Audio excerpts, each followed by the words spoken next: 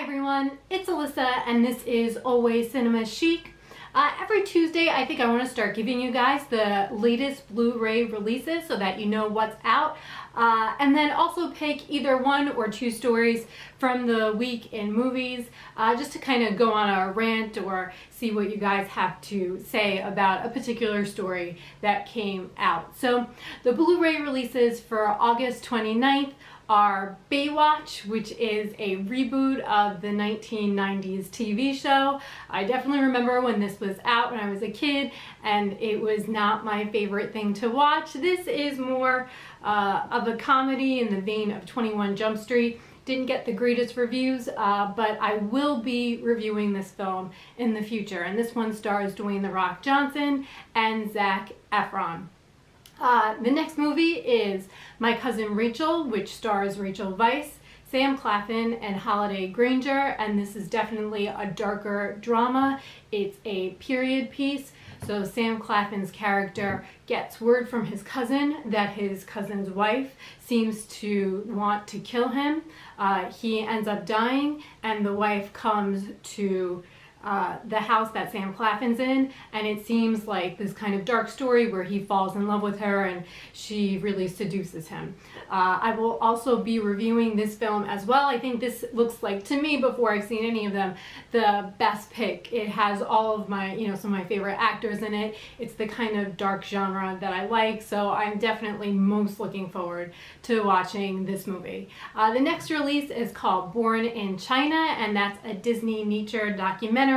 I have seen all of these movies. I'll definitely be watching this one. I know I'm gonna end up crying because anything with animals ends up making me just start crying. I just look at them and I start crying. So that's the latest documentary. Disney always does such a great job with documentaries, and I'm sure that this one is the same. And then the last one, which is probably the least known, is called The Family Man, and that stars Gerard Butler and Gretchen Mol.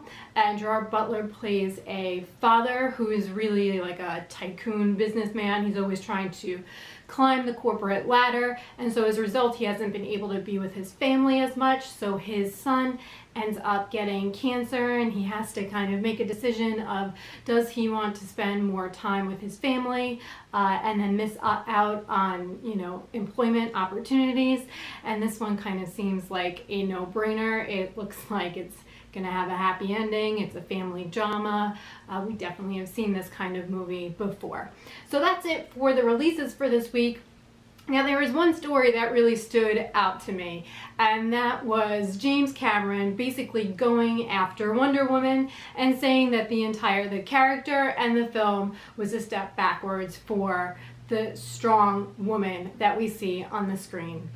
I think that James Cameron is an absolute fool, and he has no idea what it is that he's saying. He only sees women by his definition of what a strong woman is. So to him, a masculine woman who's really gritty, that's the only kind of strong woman that he can understand. Now, I will give him that in a lot of his films, he does have a very strong female protagonist. So if you look at Rose in Titanic, or if you look at Terminator 2 and you look at Linda Hamilton, who played Sarah Connor. Even in this movie he did The Abyss. Mary Elizabeth Mastrantonio plays a very strong scientist. So he definitely does write those kind of characters, but he has a very singular vision of what a strong woman looks like. And quite frankly, I read the interview. I didn't just read the little blurbs. I read the entire interview in The Guardian. And the one thing I noticed is that he is such a controlling guy.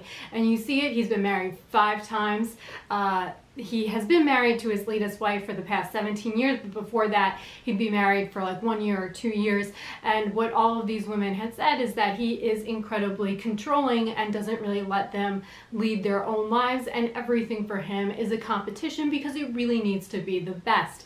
He is certain that every movie he makes is groundbreaking, and while it might be technologically, the stories that he writes are definitely no feat of writing. They are very simplistic. The narrative structures are often predictable, and while his movies can be entertaining, I never really think that in terms of storytelling they're that groundbreaking. So he really should start to keep his opinions of what makes a strong woman to himself. What I love is that Patty Jenkins, the director of Wonder Woman, she got out there and really gave her opinion and said that he has no right to define what a strong woman is, and that a strong woman can be loving and beautiful and whatever she wants to be.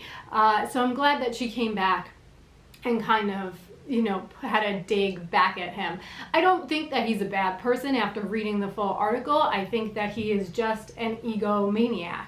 I think that he truly believes he is the best working director in Hollywood right now.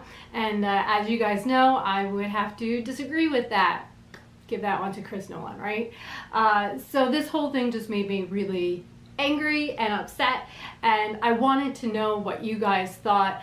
This was something that I just kept thinking about the whole week. I read every single article about it. In case you didn't get the direct quotes, I actually have them down right here.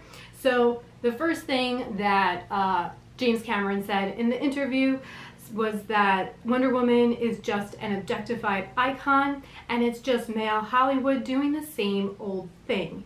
He later goes on to say that the film is a step backwards, and then keeps referring to his own film, Terminator 2, as the far superior film in general. So when he starts talking about the Terminator franchise, he said that Sarah Connor was not a beauty icon. She was strong, she was troubled, she was a terrible mother, and she earned the respect of the audience through pure grit.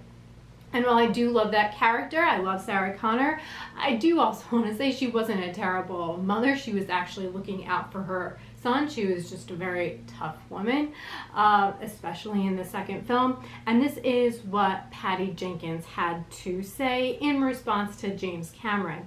So she said, James Cameron's inability to understand what Wonder Woman is or stands for to all women all over the world is unsurprising. As though he is a great filmmaker, he is not a woman. Strong women are great. His praise of my film Monster and our portrayal of a strong yet damaged woman was so appreciated. But if women have to always be hard, tough, and troubled to be strong, and we aren't free to be multidimensional or celebrate an icon of women everywhere because she is attractive and loving, then we haven't come very far, as we say we have. I believe that women can and should be everything, just like the male lead character should be. There is no right and wrong kind of powerful woman, and the massive female audience who made the film a hit can surely choose and judge their own icons of progress. So I thought that was a very well-spoken way to combat what he had said. So I'm very interested to hear what you guys have to say, so leave something in the comments below. As always, thank you so much for watching. Like and subscribe, and I hope that you make it a cinema chic night. Bye everyone. Have a good night.